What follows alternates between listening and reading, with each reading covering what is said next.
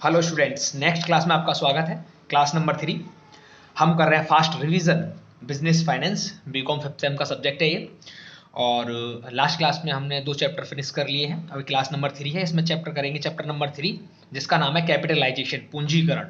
ठीक है, इस चैप्टर से आपको हो सकता है कि एक थ्योरी का क्वेश्चन भी देखने को मिल जाए। तो थ्योरी का क्वेश्चन क्या हो सकता है वो पहले मैं लिख देता हूँ एक बार। पूंजीकरण से आप क्या समझते हैं? पूंजीकरण से आप क्या समझते हैं?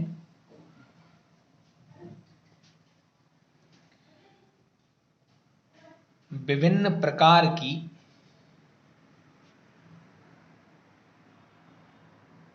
पूंजीकरण को बताओ, है ना। What do you mean by capitalisation?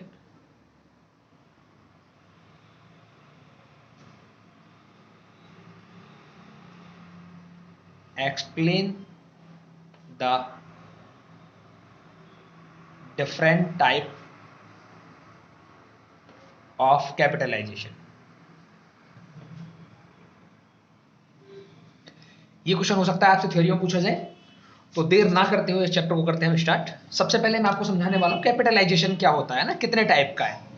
ठीक है, इसको आप रिफ्रेशर से पढ़ लें। और रिफ्रेशर का जो क्वेश्चन होने वाला है न्यूमेरिकल में, वैसे तो हम क्वेश्चन का नंबर करेंगे आज 28। जो क्वेश्चन है हमारा सीक्वेंस में, क्वेश्चन नंबर है 28। सीक्वेंस चल रहा है ये रिफ्रेशर में से, क्लास नंबर 3 का।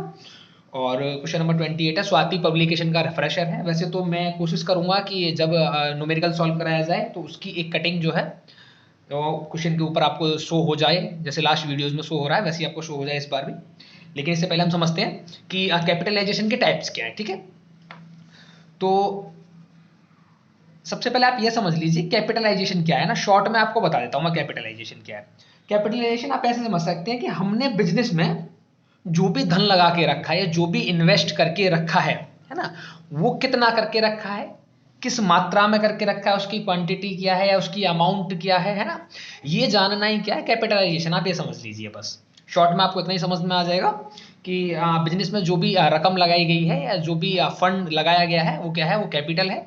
और जितनी मात्रा में लगाया गया है वो कैपिटलाइजेशन है। ठीक है, तो यहाँ पर जो कैपिटलाइजेशन होने वाला है ना बेटा, 3 तरीके से कैपिटलाइजेशन हम फाइंड आउट करेंगे। 3 प्रकार का कैपिटलाइजेशन हो सकता है। पहले को बोलते हैं बेटा, हिंदी में बोलते हैं अति पूंजीकरण। अति पूंजीकरण अंग्रेजी में बोलते हैं ओवर कैपिटलाइजेशन। दूसरा होता है बेटा निम्न पूंजीकरण। निम्न पूंजीकरण, या इसको दूसरा नाम भी है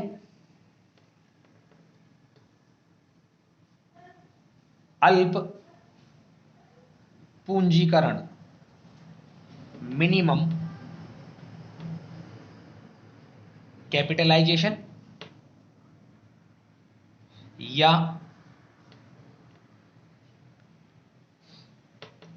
अंडर कैपिटलाइजेशन।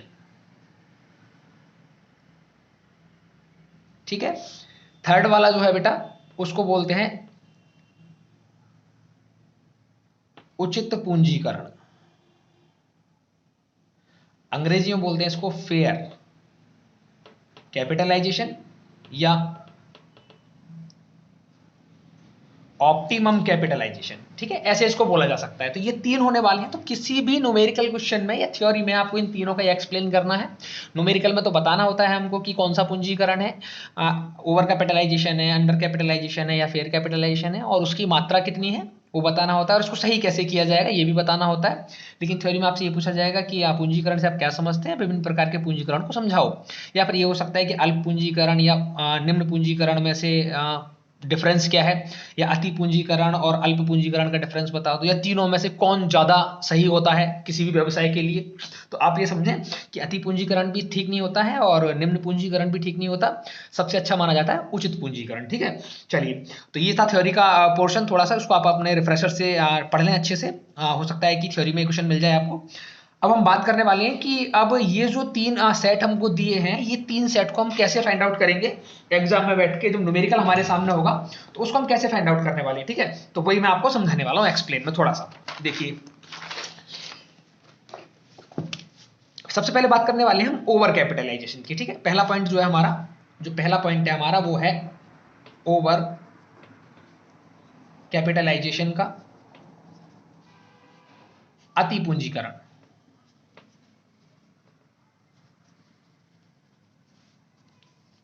अति पूंजीकरण में हम समझने वाले हैं कि कैसे हमको पता चलेगा कि ये अति पूंजीकरण है।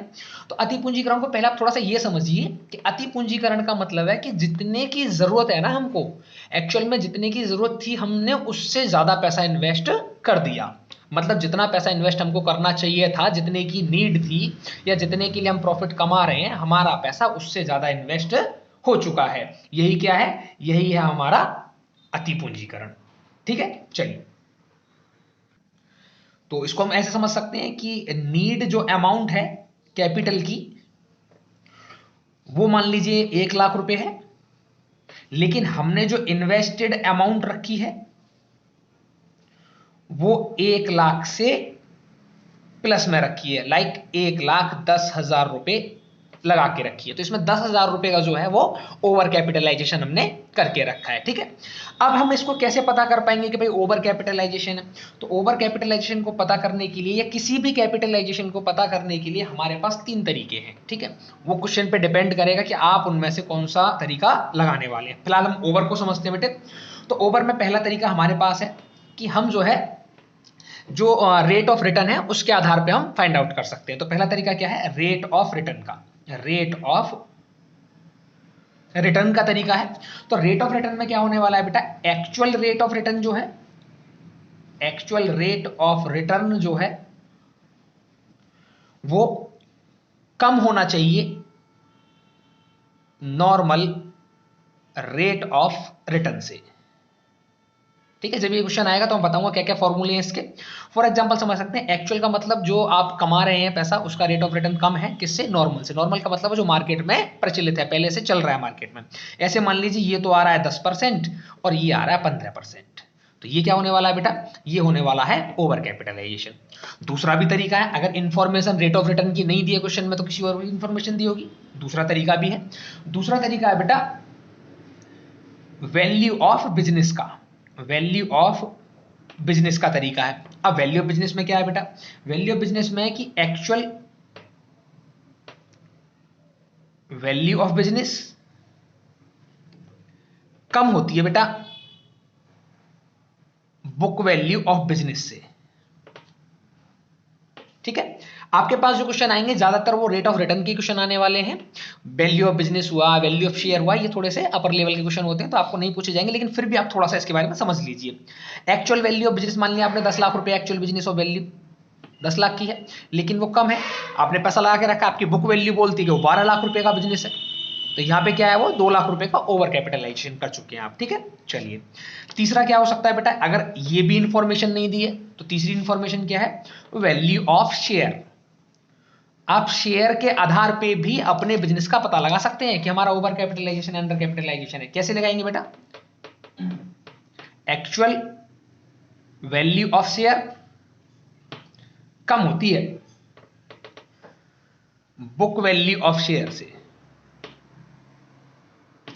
ठीक है। तो ये क्या है, ये आपका होने वाला है ओवर कैपिटल। मानिए कि आपका यहां 100 रुपए पर शेयर है, लेकिन इधर कितना है, 120 रुपए पर शेयर है, ठीक है। तो ये क्या है, ये ओवर कैपिटलाइजेशन है। क्लियर है वाली बात, ये ओवर कैपिटलाइजेशन मैंने आपको समझाया। इसके बिल्कुल विपरीत में, इसके बिल्कुल अपोजिट में होता है अंडर कैपिटलाइजेशन, ठीक है। जब आप ये सोचते हैं, जब आप ऐसा करते हैं कि आपकी जो नीड अमाउंट है वो 10,00,000 रुपए की है, लेकिन आपने इन्वेस्ट करके रखा है सिर्फ 5,00,000 रुपए, 7,00,000 रुपए, 8,00,000 रुपए, तो वो क्या है, वो अंडर कैपिटलाइजेशन है, ठीक है। ये ओवर का समझ में आ गया बेटे। अब अंडर का समझते हैं थोड़ा सा, है ना। चलो, इससे थोड़ी सी आपकी थ्योरी भी प्रिपेयर हो सकती है, ठीक है।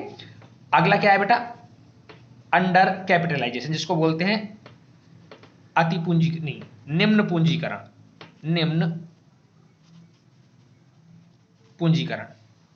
निम्न पूंजीकरण में क्या है, आप ऐसे समझ लीजिए कि आपको नीड जो थी बेटा, नीड अमाउंट थी आपकी कितनी, 10,00,000 रुपया, लेकिन आपने इन्वेस्ट कितना करके रखा है बेटा, इन्वेस्ट अमाउंट करके रखा है आपने 8,00,000 रुपया। तो ये क्या है, आपने कम इन्वेस्ट किया, जितने की जरूरत है आप उतना दे ही नहीं रहे, तो वो क्या है, वो निम्न पूंजीकरण है। यहाँ क्या था, यहाँ जितने की जरूरत है आप उससे ज्यादा दे रहे हैं, तो वो क्या है, वो अति पूंजीकरण है। ठीक है, ये बात समझ गया। अब इसको भी हम इन 3 तरीके से निकाल सकते हैं जैसे ऊपर वाले निकाले थे। पहला रेट ऑफ रिटर्न के आधार पे, दूसरा वैल्यू ऑफ बिजनेस के आधार पे, तीसरा वैल्यू ऑफ शेयर के आधार पे। यहाँ क्या किया था, ये सारी की सारी वैल्यू इधर छोटी है, ये सारी की सारी वैल्यू बड़ी है। इसमें क्या होगा, ये सारी वैल्यू बड़ी हो जाएंगी और ये सारी वैल्यू छोटी हो जाएंगी, लेकिन इस बार साइन हमारे ऐसे हो जाएंगी। ठीक है, यहां पे आ जाएगा actual rate of return, normal rate of return, actual value of business, book value of business, और actual value of share, book value of share. ठीक है, इस नोट्स को आप खुद से प्रिपेयर करेंगे। जब एक बार आप खुद से प्रिपेयर करेंगे ना, तब आपको एकदम अच्छे समझ में आ जाएगा। ठीक है, अब तीसरा मैं समझाता हूं आपको, ऑप्टिमम या फेयर। थर्ड है ऑप्टिमम या फेयर कैपिटलाइजेशन। ठीक है, तो इसको बोलते हैं उचित पूंजीकरण।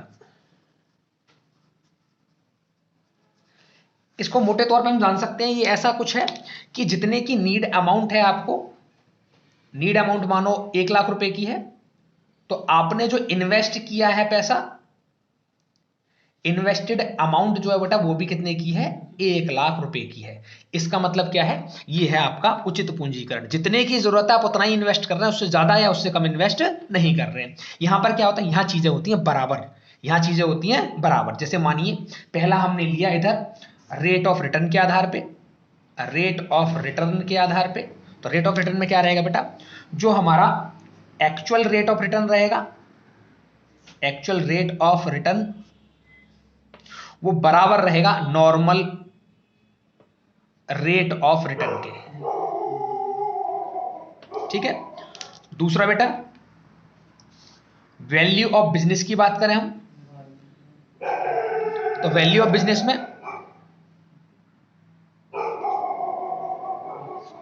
एक्चुअल वैल्यू ऑफ बिजनेस बराबर रहेगा बेटा बुक वैल्यू ऑफ बिजनेस। ठीक है, थर्ड की बात करें हम लोग, सी पॉइंट की, वैल्यू ऑफ शेयर, तो वैल्यू ऑफ शेयर में भी क्या रहेगा बेटा, एक्चुअल वैल्यू ऑफ शेयर बराबर रहेगा बुक वैल्यू ऑफ शेयर। ठीक है, मैं इनको ज्यादा एक्सप्लेन इसीलिए नहीं कर रहा हूं बेटा, ये बहुत बड़ा एक पार्ट है। जब हम इनको समझते हैं, ओवर कैपिटलाइजेशन समझना है, अंडर कैपिटलाइजेशन समझना है, या फेयर समझना है, तो ये बहुत वाइड एरिया है इनका, बहुत अच्छे से हमको डीप नॉलेज के साथ समझना होता है। लेकिन अभी मैं उतना समझा रहा हूँ जिसमें कि आपका फास्ट रिवीजन हो जाए और एग्जाम में जितना इंपॉर्टेंट है, सफिशियंट मैटर हमारे पास होना चाहिए।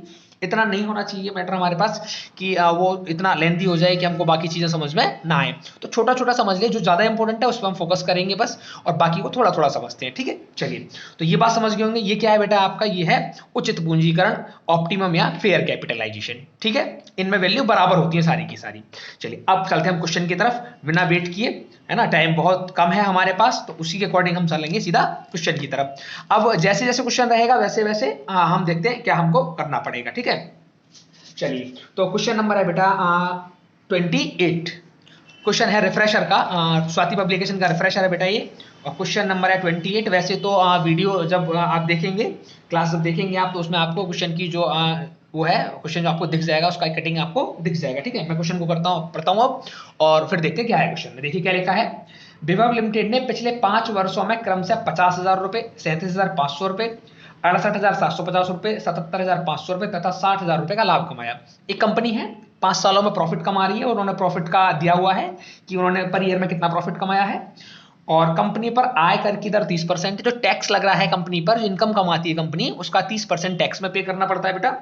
और कंपनी के चतुर्थ वर्ष के लाभों में मशीन की बिक्री से प्राप्त लाभ 9,500 रुपए, जो कंपनी का 4th ईयर का प्रॉफिट है, उसमें एक ऐसा प्रॉफिट शामिल है जो कि ऑपरेटिंग टाइप नहीं है, जो ऑपरेटिंग में नहीं आता है, और वो जो है 9,500 रुपये है, मशीन की बिक्री की थी और उससे प्रॉफिट हुआ था। और अगला दे रखा है, जबकि 5वें वर्ष के लाभ की गणना करने पर फर्नीचर की बिक्री से होने वाली हानि को घटा दिया गया है। एक ऐसा लॉस है ये जिसको ऑपरेटिंग में नहीं आता है और उसको घटा दिया गया है।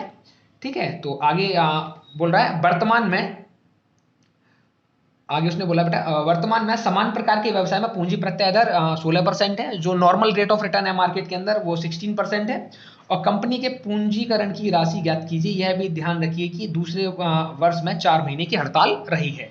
ठीक है, कुछ इंफॉर्मेशन हमारे पास है। अब मैं इंफॉर्मेशन को नोट डाउन कर देता हूँ बेटा, थोड़ा सा है ना, रिव्यू हो जाएगा आपका कि हाँ क्या क्या वैल्यू दी है हमको, समझिए। वैल्यू में दिया बेटा हमको एक तो प्रॉफिट हमको दिया है। ठीक है, सीधा सॉल्यूशन में चलते हैं बेटा, है ना, नोट डाउन नहीं करते, सीधा सॉल्यूशन में चलते हैं। तो सॉल्यूशन में हमको करना क्या है बेटा, हमको कैपिटलाइजेशन निकालना है, कितना कैपिटलाइजेशन है ना, पूंजीकरण निकालना है हमको, पूंजीकरण कितने का क्या हुआ है, पूंजीकरण की राशि। तो हमको मैं फॉर्मूला बताता हूं आपको, कैपिटलाइजेशन का फॉर्मूला क्या है। कैपिटलाइजेशन का फॉर्मूला है बेटा एक्चुअल प्रॉफिट, कौन सा वाला, net, divide by normal rate of return और मल्टीप्लाई बाय 100। ये फॉर्मूला है किसी भी फर्म का या किसी का भी कैपिटलाइजेशन निकालने का, कितना उसने कैपिटल लगाना है, कितना कैपिटल लगाया हुआ है। ठीक है, चलिए तो अभी हमको निकालना पड़ेगा इसमें एवरेज प्रॉफिट। और एवरेज प्रॉफिट क्या होता है बेटा, जितना भी प्रॉफिट हमको दिया है उस सभी प्रॉफिट को आप ऐड कर दीजिए और नंबर ऑफ ईयर से भाग लगा दीजिए। ठीक है, चलिए तो हमारे पास यहां लिखेंगे हम calculation of average profit, calculation of average profit. इसका कैलकुलेशन हम थोड़ा सा इसीलिए कर रहे हैं बेटा क्योंकि इसमें थोड़ी सी बातें दी हैं। फर्स्ट ईयर का प्रॉफिट है, सेकंड ईयर का प्रॉफिट है, थर्ड ईयर का प्रॉफिट है, फोर्थ ईयर का प्रॉफिट है, देन फिफ्थ ईयर का प्रॉफिट है। तो फर्स्ट ईयर में जो प्रॉफिट दिया हुआ है बेटा, कितना दिया हुआ है, 50,000 का प्रॉफिट दिया है, मैंने लिख दिया था 50,000। और सेकंड ईयर में जो प्रॉफिट दिया हुआ है हमको, सेकंड ईयर में मैं देखता हूँ कितना प्रॉफिट है बेटे। सेकंड ईयर में प्रॉफिट दिया हुआ है हमको, सेकंड ईयर का प्रॉफिट हुआ 37,500। लेकिन उसने एक बात कही थी कि दूसरे वर्ष में जो है ना बेटा हड़ताल स्ट्राइक हो गई थी, है ना, एबनॉर्मल तरीके से प्रॉफिट है उसमें, तो वो हमको नहीं लिखना। जो एबनॉर्मल लॉस है या एबनॉर्मल गेन है वो हमको इंक्लूड नहीं करने होते हैं ना। तो ये स्ट्राइक ईयर है, सेकंड वाला स्ट्राइक हुई थी तो इसका प्रॉफिट हम ऐड नहीं करेंगे, इंक्लूड नहीं करेंगे। और थर्ड ईयर में प्रॉफिट दिया है बेटा 68,750, यहाँ लिखेंगे 68,750। और फोर्थ ईयर की बात करते हैं बेटा, तो फोर्थ ईयर में हमारे पास प्रॉफिट था 77,500 का, लेकिन इसमें 9,500 रुपए जो है वो profit on sale of machine है, वो जो है एब नॉर्मल गेन है। तो हमको ऐसे गेन भी नहीं रखने हैं, उनको हटा देना है वहां से। तो फोर्थ ईयर में कितना था बेटा, 77,500 में से कितना 9,500 हट जाएगा बेटा यहाँ से, तो बचेगा कितना, 68,000 बचेगा। और देन फिफ्थ ईयर में क्या था बेटा, फिफ्थ ईयर में था 60,000 रुपए, लेकिन उसमें एक ऐसा लॉस शामिल कर दिया हमने जो ऑपरेटिंग टाइप नहीं है, अब नॉर्मल लॉस है, तो उसको कम बैक करना पड़ेगा हमको। तो कितना था बेटा, ये 60,000 था वैसे तो, लेकिन लॉस को कम बैक करेंगे हम कितना, तो ये जाएगा 61,200। जो एब नॉर्मल चीजें होती है ना बेटा, एब नॉर्मल चीजें होती है ना, तो उनमें क्या करते हैं, अगर वो लॉस है तो उनको प्लस करना पड़ता है, अगर प्रॉफिट है तो उनको माइनस करना पड़ता है। ओके, चलिए तो इसको कर देते हैं यहां से, ये हो जाएगा हमारे पास टोटल प्रॉफिट, ये हो जाएगा टोटल प्रॉफिट। ऐड कर दीजिए सबको, सबको ऐड करेंगे कितना हो जाएगा बेटा, 2,48,000 रुपया, 2,48,000 रुपया। अब यहां से निकालते हैं एवरेज प्रॉफिट। तो एवरेज प्रॉफिट का जो फॉर्मूला है बेटा क्या है, एवरेज प्रॉफिट का formula total profit divide by number of year. देखिए टोटल प्रॉफिट कितना है बेटा, 2,48,000 डिवाइड बाई, वैसे तो 5 ईयर है इसमें, लेकिन एक ईयर स्ट्राइक वाला तो हमने काउंट ही नहीं किया है ना, ये तो काउंटिंग में है नहीं, तो डिवाइड बाई कितना लगेगा बेटा, 4। और डिवाइड बाई जब हम 4 करेंगे तो इसका आंसर कितना आएगा बेटे, इसका आंसर आएगा 62,000 रुपया, 62,000 रुपया। बताओ यहां तक बात समझ गए होंगे आप लोग। ये मैंने निकाल दिया यहाँ पे एवरेज प्रॉफिट। अब हम निकालना है हमको कैपिटलाइजेशन। अब कैपिटलाइजेशन के फॉर्मूले के अकॉर्डिंग वैल्यू को कर देते हैं बेटा पुट, और फिर आएगा आंसर। तो कैपिटलाइजेशन कितना करेंगे बेटा, कैपिटलाइजेशन, कैपिटलाइजेशन बराबर होता है बेटा, प्रॉफिट कितना आया था हमारा 62,000, 62,000, रेट कितना है बेटा 16% मल्टीप्लाई बाय 100। इसको कर दीजिए सॉल्व। अभी कुछ रह गया है इसमें शायद, क्या देखते हैं अभी, इसमें बेटा टैक्स रह गया है, अभी इसमें टैक्स रह गया है। अभी हमारे पास जो एवरेज प्रॉफिट आया है, एवरेज प्रॉफिट आया बेटा 62,000 का, हम निकालेंगे यहां से नेट प्रॉफिट। और नेट प्रॉफिट कैसे निकलता है बेटा, average profit minus tax. Average profit कितना है बेटा 62,000, टैक्स का रेट कितना है 30%, तो 62,000 का 30% ही हमको लेस करना पड़ेगा। तो इसको हम सॉल्व करेंगे तो 62,000 और 62,000 का 30% आता है बेटा 18,600 और फाइनली इसका आंसर आएगा बेटा 43,400। ये है हमारा नेट प्रॉफिट। अब निकालेंगे यहाँ पे कैपिटलाइजेशन। कैपिटलाइजेशन कैसे निकलेगा बेटा? नेट प्रॉफिट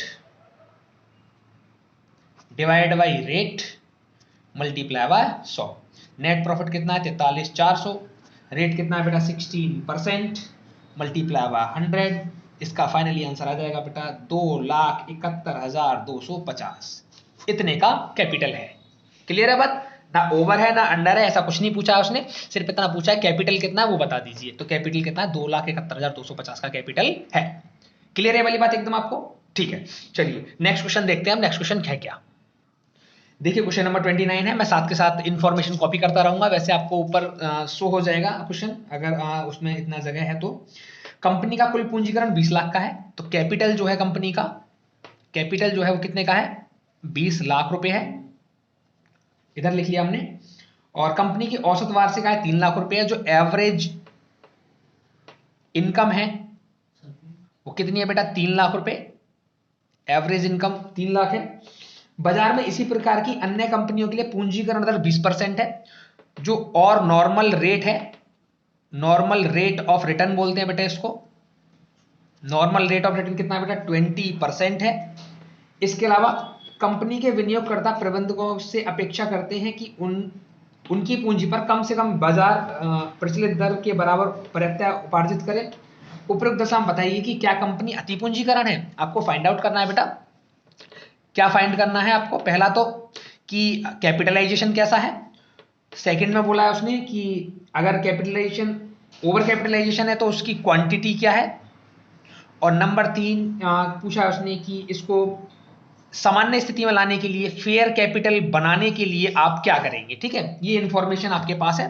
तो इस इंफॉर्मेशन से हम देखते हैं हमारे पास क्या क्या अवेलेबल है और हम कैसे निकाल सकते हैं। ठीक है, तो सॉल्यूशन में हम देखेंगे बेटा एक बात, मैंने आपको बताया था कि इंफॉर्मेशन पे डिपेंड करेगा कि हमको वैल्यू ऑफ शेयर लगाना है, वैल्यू ऑफ बिजनेस लगाना है या रेट ऑफ रिटर्न लगाना है। तो इस क्वेश्चन में हमको दिया है रेट ऑफ रिटर्न, तो हम फॉर्मूला जो यूज करेंगे बेटा नॉर्मल रेट ऑफ रिटर्न या एक्चुअल रेट ऑफ रिटर्न का करने वाले हैं। तो सॉल्यूशन में हम पहले क्या निकालेंगे बेटा? हमको चेक करना क्या है, कैपिटलाइजेशन कैसा है। तो हमारे पास एक तो नॉर्मल रेट ऑफ रिटर्न है, हमको एक क्या चाहिए? एक्चुअल रेट ऑफ रिटर्न चाहिए बेटा। तो सॉल्यूशन में सबसे पहले लिखेंगे बेटा हम calculation of actual rate of return.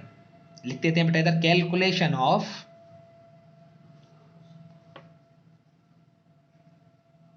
Actual rate of return. Actual rate of return कैसे निकलता है बेटा? एक्चुअल रेट ऑफ रिटर्न कैसे निकलेगा बेटा? एक्चुअल रेट ऑफ रिटर्न निकलता है एक्चुअल प्रॉफिट या actual income divide by capital multiply by 100। Actual income कितनी हमारी? 3 लाख डिवाइड बाई 20 लाख और मल्टीप्लाई बाय 100। कितना आ गया बेटा? 15%। ठीक है, ये बात समझ में आ गई होगी। अब इसके बाद में हमको चेक करना है कि कौन सा कैपिटलाइजेशन है बेटा।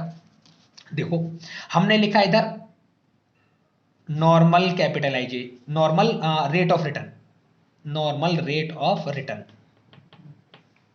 अभी बीच में कोई शाइन नहीं लगाया, इधर लिखा हमने actual rate of return, actual rate of return. Normal rate of return कितना है बेटा? नॉर्मल रेट ऑफ रिटर्न है 20%। एक्चुअल रेट ऑफ रिटर्न कितना है? 15%। तो ये वाला तो बड़ा हो गया ऐसे, है ना। जब ये सिचुएशन होती है हमारे पास, तो इस सिचुएशन में क्या करते हैं? नॉर्मल रेट ऑफ रिटर्न बड़ा है एक्चुअल रेट ऑफ रिटर्न से। देखिए मैं थोड़ा सा आपको दिखा देता हूं पीछे जो हमने किया है। नॉर्मल रेट ऑफ रिटर्न ज्यादा है, देखिए इधर नॉर्मल रेट ऑफ रिटर्न ज्यादा है किससे? एक्चुअल रेट ऑफ रिटर्न से। तो ये क्या है? हमारा ओवर कैपिटलाइजेशन का पार्ट है। ठीक है बेटे, तो ये क्या है हमारे पास? Over capitalisation. यहीं से हमको पता चल गया, फर्स्ट हमारा आंसर हो गया yes, this is over capitalization. ठीक है, सेकंड में हमसे उसने पूछा था कि अगर ओवर कैपिटलाइजेशन है तो ये बताइए कितना ओवर कैपिटलाइजेशन है। ठीक है, लिख लेते हैं इधर calculation of quantity of over capitalisation.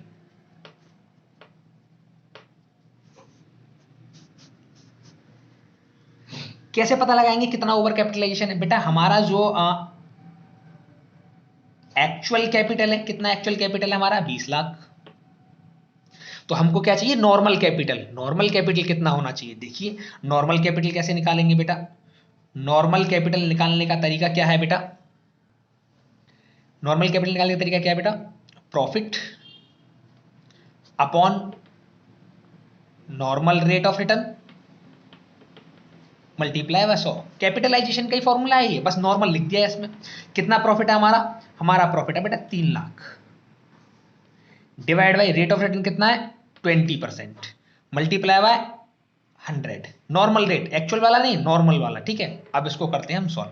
तो इसका सॉल्व करने का आंसर कितना आएगा बेटा?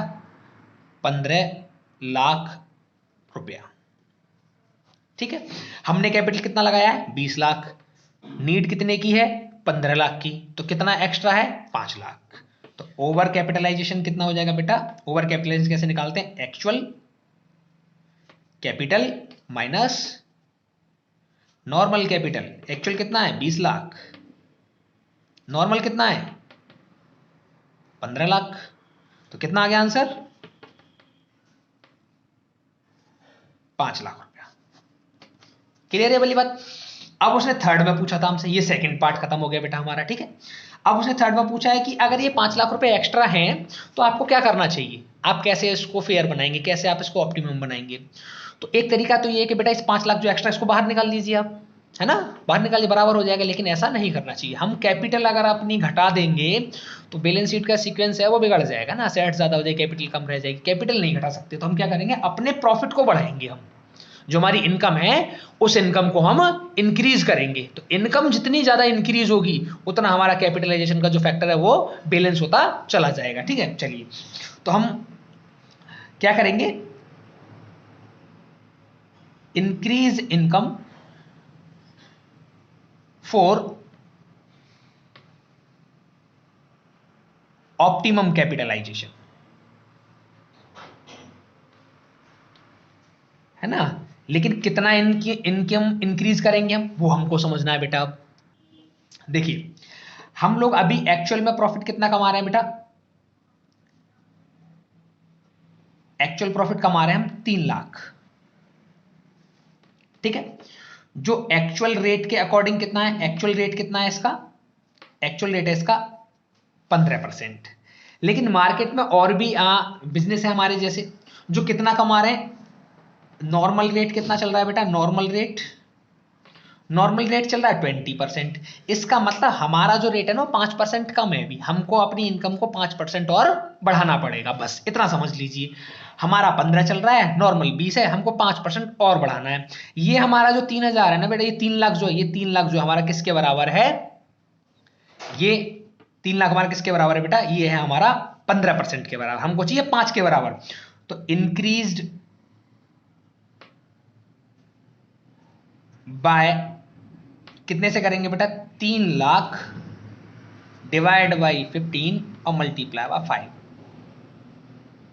इसको सॉल्व करेंगे तो कितना आंसर आ जाएगा बेटा? 1 लाख रुपीज। कहने का मतलब हमको 1 लाख रुपए का और बढ़ाना पड़ेगा बेटा। अभी हमको प्रॉफिट अपना, तब जाके हमारा ऑप्टिमम कैपिटलाइजेशन हो जाएगा। हमको कैसे पता चलेगा 1 लाख और बढ़ाना है? देखो 3 लाख हम पहले से कमा रहे हैं, 1 लाख और बढ़ जाए कितना हो जाएगा? 4 लाख हो जाएगा। और 4 लाख कितना होना चाहिए? 20% का होना चाहिए। कितने का? 20 लाख का 20% 4 लाख रुपए, ठीक है। तो ये है क्वेश्चन ओवर कैपिटलाइजेशन का, ठीक है। इस चैप्टर में रिफ्रेशर में इतने ही क्वेश्चन दिए थे, लेकिन अभी आप जो है क्वेश्चन करेंगे। एक क्वेश्चन मैं आपको नोट करा देता हूं इधर से। बुक है आपके पास फाइनेंस की, और बुक में आपका पेज नंबर है बेटा 89, और उसमें जो एग्जाम्पल नंबर दिया है, एग्जाम्पल नंबर दिया है 5, और वो है मिनिमम कैपिटलाइजेशन का, है ना। सेम ऐसा ही क्वेश्चन है और उसको आप खुद से करेंगे बेटा। उस क्वेश्चन को आप खुद से करेंगे। मैं एक बार दिखा देता हूं, ये क्वेश्चन है, इस क्वेश्चन को आप खुद से करें, आंसर करें, और आंसर को मुझे कमेंट बॉक्स में बताएं कितना आंसर आ रहा है। किन किन लोगों का आंसर आ रहा है वो सारे लोग मुझे बताएं। आंसर आ रहा है तो भी बताएं और नहीं आ रहा है तो भी बताएं। तो ये चैप्टर हो गया आपका फिनिश। अगली क्लास के लिए थोड़ा वेट करें, जल्दी अगली क्लास आपको मिल जाएगी। Thank you.